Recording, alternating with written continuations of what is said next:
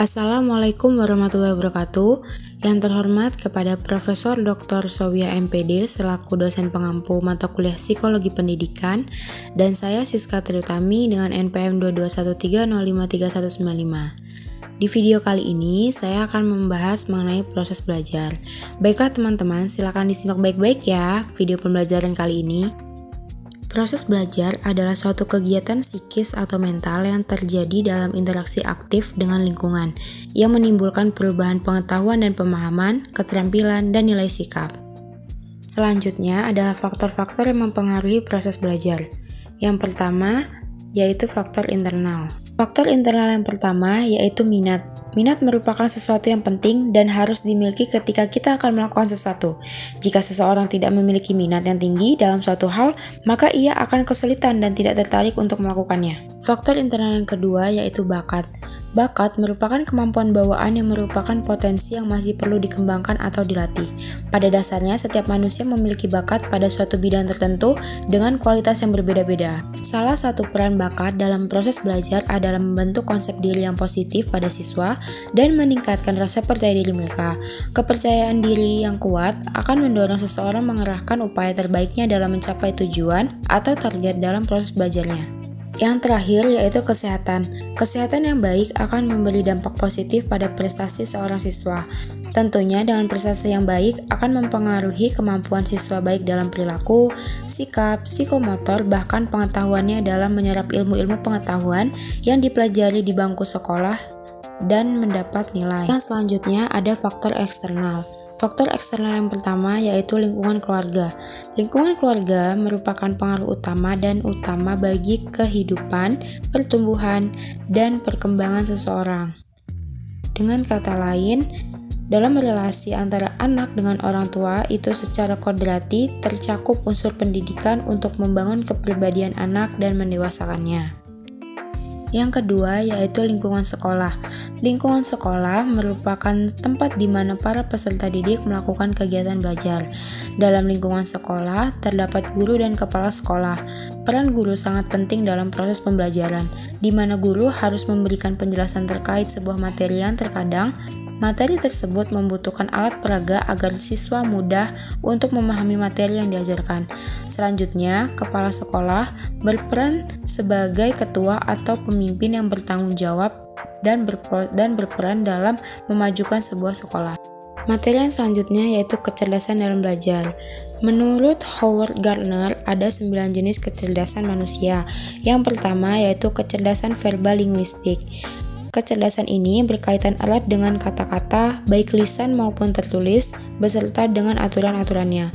Orang dengan kecerdasan verbal linguistik memiliki kecakapan verbal yang berkembang dengan baik dan punya sensitivitas yang baik terhadap suara, makna, dan ritme kata-kata. Yang kedua, ada kecerdasan logika matematika. Kecerdasan ini berkaitan dengan kemampuan mengolah angka dan kemahiran menggunakan logika. Orang dengan kecerdasan logika matematika memiliki kemampuan untuk berpikir secara konseptual dan punya kapasitas untuk membedah pola numerik dan logika. Yang ketiga ada kecerdasan visual spasial. Kecerdasan ini berkaitan dengan kemampuan menangkap warna, arah, dan ruang secara akurat serta mengubah penangkapannya ke dalam bentuk lain seperti dekorasi, arsitektur, lukisan, dan patung. Orang dengan kecerdasan ini punya kemampuan untuk berpikir dalam rupa gambar dan foto untuk memvisualisasikan pikirannya secara abstrak dan akurat. Lalu yang ketiga ada kecerdasan gerak kinestetik. Kecerdasan ini berkaitan dengan kemampuan menggunakan gerak seluruh tubuh untuk mengekspresikan ide dan perasaan, serta keterampilan mempergunakan tangan untuk mencipta atau mengubah sesuatu. Orang dengan kecerdasan ini mampu mengontrol gerak tubuh untuk mengatasi sebuah objek yang baik, misalnya pemain bola mengendalikan bolanya. Kemudian yang kelima ada kecerdasan musikal. Kecerdasan musikal berkaitan dengan kemampuan menangkap bunyi-bunyian, membedakan, mengubah dan mengekspresikan diri melalui bunyi-bunyi atau suara-suara yang bernada dan berirama. Orang dengan kecerdasan musikal mampu memproduksi dan mengapresiasi ritme, pitch, dan timbre. Yang selanjutnya yaitu kecerdasan intrapersonal. Kecerdasan intrapersonal berkaitan dengan aspek internal diri seseorang, seperti perasaan hidup, rentang emosi, kemampuan membedakan ragam emosi, menandainya, dan menggunakannya untuk memahami dan membimbing tingkah laku diri sendiri. Orang dengan kecerdasan ini mampu mendeteksi dan merespons sebuah suasana hati, motivasi, dan keinginan seseorang. Yang ketujuh, ada kecerdasan interpersonal. Kecerdasan ini melibatkan kemampuan untuk memahami dan bekerja sama dengan orang lain, berempati, mengorganisasi kelompok, berteman, dan bersosialisasi. Orang dengan kecerdasan ini punya self-awareness dan mendengarkan inner feeling, nilai diri, keyakinan, dan proses berpikir.